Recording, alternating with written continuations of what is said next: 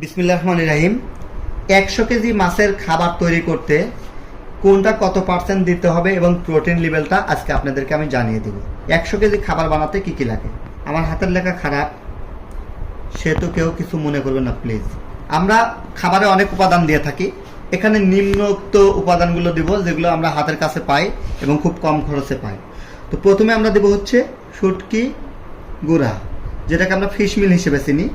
তো আমরা জানি যে ফিশ মিলে প্রোটিন থাকে সাধারণত 60 থেকে 62%, আমরা 60% ধরে নিব। প্রথমে প্রোটিন লেভেলটা আমরা লিখে নিচ্ছি। তো শুটকির গুঁড়া দেব হচ্ছে আমরা মাত্র 20 কেজি, কারণ আমরা এখানে প্রোটিন লেভেলটা ভালো মানের একটি খাবার তৈরি করব। 20 কেজি। এখন 20 কেজি শুটকির গুঁড়াতে প্রোটিন থাকে হচ্ছে কত পার্সেন্ট সেটা দেখব। তো পার্সেন্ট বের করার জন্য আমরা এই 20 কেজি গুণন 60% যদি আমরা দিই তাহলে আমাদের প্রোটিনটা বের হয়ে আসবে, তাহলে আমাদের 12% প্রোটিন থাকবে। আচ্ছা, এরপরে আমরা দিব উল্লেখযোগ্য হচ্ছে রাইস ব্রান।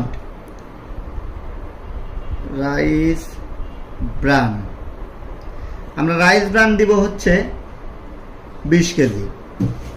তো 20 কেজি রাইস ব্র্যান্ডে সাধারণত পার্সেন্ট থাকে হচ্ছে 14।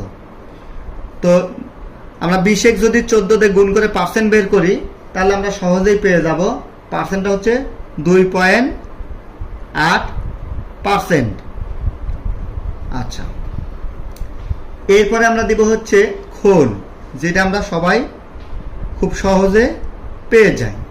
খোল দিব হচ্ছে আমরা সয়াবিন খোল দিতে পারি, সরিষা খোল দিতে পারি। তো আমরা সয়াবিন খোলটা আমরা পরে দিব, আমরা আগে সরিষা খোলের হিসাবটা দিব। তো সরিষা খোল আমরা দিব মাত্র 32 কেজি। এখন এই সরিষা আমি সংক্ষেপে লিখলাম, সরিষা খোলে আমরা জানি প্রোটিন থাকে হচ্ছে 34%। তো যেহেতু আমরা 32 কেজি দেব, 32 কেজি যদি আমরা 34 দিয়ে পার্সেন্ট করি তাহলে 10.88 আসবে, 88% প্রোটিন থাকবে। এরপরে আমরা দিব হচ্ছে সয়াবিন খোল। আমরা হচ্ছে সয়াবিন খোল একটু পরিমাণে কম দেব। সয়াবিন খোলটা আমরা ফ্যাটেনিং এর জন্য বিশেষ করে দিই, দ্রুত ফ্যাট আসবে। তো সয়াবিন খোলে প্রোটিন থাকে হচ্ছে 42%। তো সয়াবিন খোলটা আমরা কম দেব, মাত্র দেব হচ্ছে 8 কেজি, কারণ এটার দাম অনেক বেশি। 8 কেজি সয়াবিন খোলে 42% প্রোটিন থাকলে আমাদের প্রোটিন লেভেলটা আসবে 3.36। আমি এটা ক্যালকুলেশন করে নিচ্ছি, আপনারাও নেবেন। আমি শর্ট করার জন্য ক্যালকুলেশনটা আপনাদেরকে দেখাচ্ছি না, মুখে বলে দিচ্ছি। এরপরে আমরা দেব হচ্ছে অ্যাঙ্কর ডাউলে আমরা জানি যে অ্যাঙ্কর ডাউলেও 42% প্রোটিন থাকে, কিন্তু দামে তুলনামূলকভাবে কম।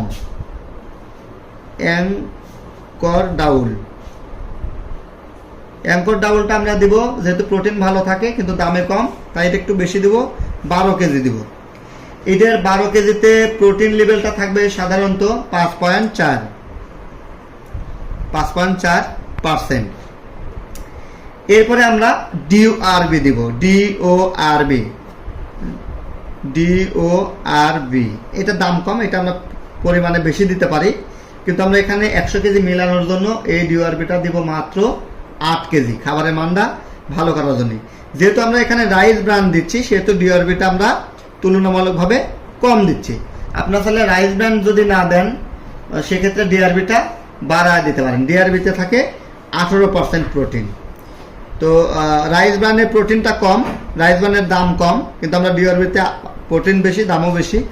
আমরা দামের বিষয়টা মেমোরিতে রেখে একটু কম দামে করার চেষ্টা করতেছি।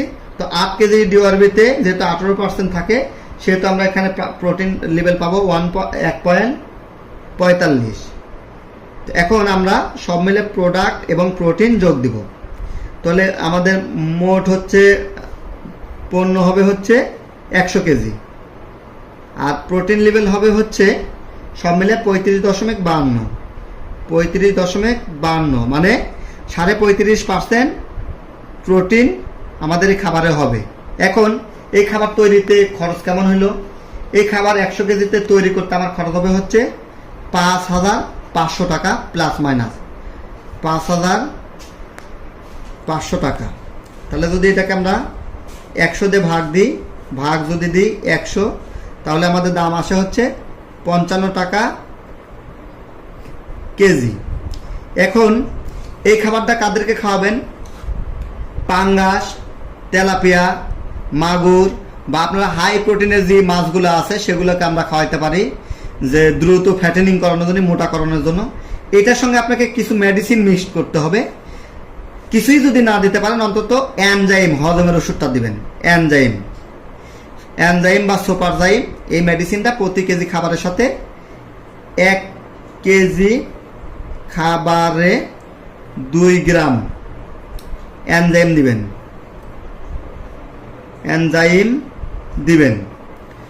2 নম্বর হচ্ছে 1 কেজি খাবারে মাল্টিভিটামিন প্রিমিক্স দিবেন হচ্ছে 2 গ্রাম প্রিমিক্স বা মাল্টিভিটামিন এলে কি ভিটামিন। তো এই এনজাইম আর এটা যদি 100 কেজিতে দেন তাহলে 100 গ্রাম করে লাগতেছে। তো এনজাইমের দাম যদি আমি 100 গ্রাম ধরি আর ভিটামিন যদি 100 গ্রাম ধরি, তাহলে অলমোস্ট আবার 350 টাকার মতন লাগবে, অর্থাৎ পার কেজিতে 3 টাকা বেড়ে যাবে। তো এনজাইম আর প্রিমিক্স দিয়ে যদি দিই তাহলে আমার খাবারের দাম পড়বে 58 টাকা কেজি। প্রোটিন থাকবে হচ্ছে তখন 37%, কারণ এই যে এনজাইম আর প্রিমিক্স দেওয়ার কারণে পার্সেন্ট বেড়ে যাবে।